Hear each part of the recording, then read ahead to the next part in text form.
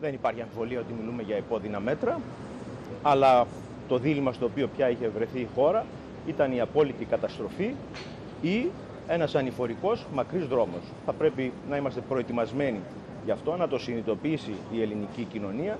Στο χείλος του γκρεμού που μας έφερε ο κύριος Τσίπρας, μαζί με τον κύριο Βαρουφάκη, πρέπει να δούμε πώς δεν θα γίνει η καταστροφή.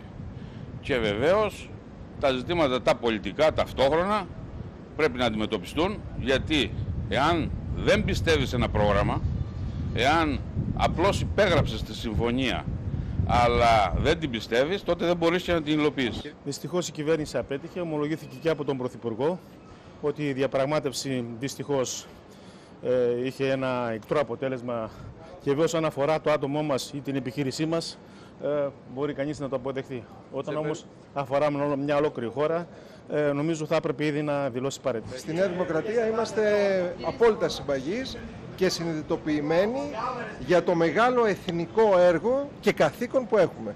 Άλλωστε το έχουμε αποδείξει διαχρονικά.